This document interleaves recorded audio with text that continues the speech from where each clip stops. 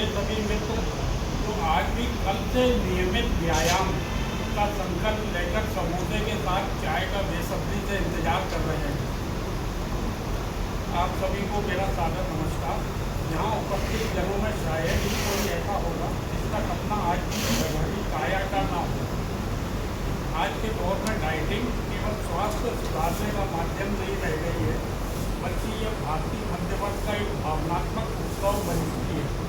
हर सोमवार इसकी भव्य शुरुआत होती है और मंगलवार तक इसकी श्रद्धांजलि सभा संपन्न होती है।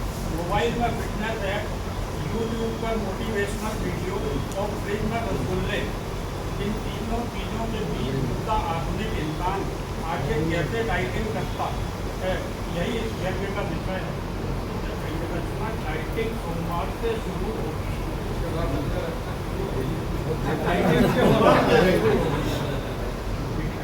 भारत में डाइटिंग कोई स्वास्थ्य कार्यक्रम नहीं बल्कि एक साप्ताहिक परंपरा है जो हर सोमवार बड़े धूमधाम से शुरू होती है और मंगलवार आते आते शांति से स्वस्थ सिद्धांत जाती है। हमने भी ठान लिया था कि अब शरीर को फिट बनाना है, क्योंकि डॉक्टर की चेतावनी और रिश्तेदारों की तुलना दोनों मिलकर किसी भी इंसान को आत्मचिंतन के गहरे कुएं में धकेलने के लिए पर्याप्त होते हैं।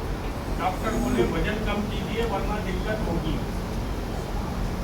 उधर रिश्तेदार बोले अरे पहले वो बड़े स्मार्ट थे, अब तो व्यक्तित्व में समृद्धि देश में महंगाई की तरह आ गई है, आपके ऊपर पूरी तरह से छा गई है। भारतीय रिश्तेदारों की यही खासियत होती है, वे कभी सीधे सीधे मोटे नहीं कहते, शब्दों में घी लगाकर परोसते। बस फिर क्या था, हमने उसी रात फैसला कर लिया अब जीवन बदल कर रहेंगे। सबसे पहले यूट्यूब पर फिटनेस वीडियो देखकर लगा कि दुनिया में वजन घटाना उतना ही आसान है जितना नेता के लिए वादा करना। कोई कह रहा था सिर्फ 7 दिन में पेट अंदर, दूसरा बोला यह एक चमत्कारी ड्रिंक पीजिए, तीसरा इतना दुबला था कि उसे देखकर लगा अगर तेज हवा चली तो मोटिवेशन समेत खुद ही उड़ जाएगा। हमने तुरंत जिम ज्वाइन कर लिया, ऐसी शान से सदस्यता ली जैसे अगले महीने ओलंपिक में देश का प्रतिनिधित्व हमें करना हो।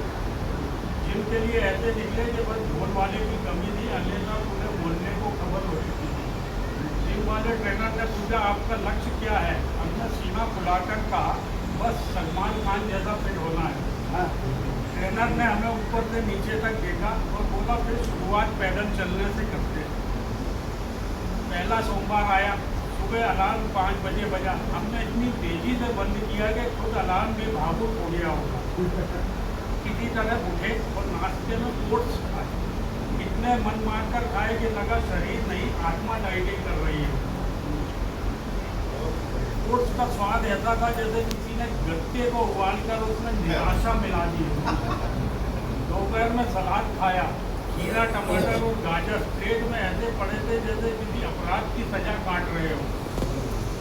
उधर ऑफिस में साथी गर्मा गर्म कचौड़ी खा रहे थे, उनकी प्लेट से उठती खुशबू हमें ऐसे बुला रही थी जैसे पुरानी प्रेमिका की याद। हमने अपनी नजरें ऐसे फेरी जैसे बीवी हो साथ,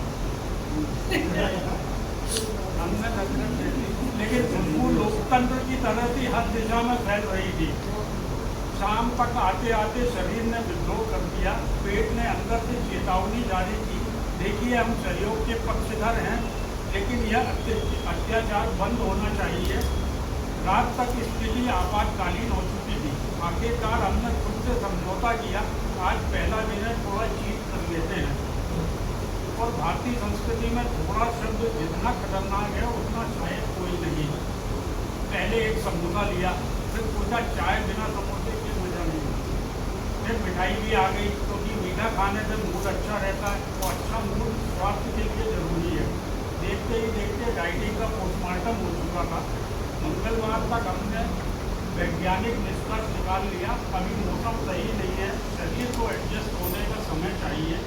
बुधवार को ऑफिस में पार्टी थी, गुरुवार को दोस्त का जन्मदिन था, शुक्रवार को वीकेंड का मूड बन गया, शनिवार को सोचा अब अगले सोमवार से शुरू करेंगे, और रविवार को वैसे भी योजना बनाने के लिए होता है, पालन करने के लिए नहीं।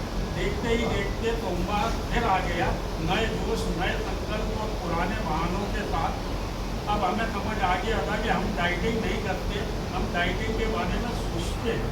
हमारे देश में फिटनेस का सबसे ज़्यादा व्यायाम जीभ करती है, जो हर तीसरे दिन कहती है बस आज आखिरी बार। खैर बाकी सब तो ठीक है। ये डाइट अब हम अगले सोमवार से पक्का शुरू करेंगे। आज तो चलिए कार्यक्रम के समापन के बाद गर्मा गर्म समोसे और चाय का आनंद उठाएं। रही बात मोटापे की, तो आपको मालूम ही होगा एयर बैग लग्जरी गाड़ियों में ही होते हैं।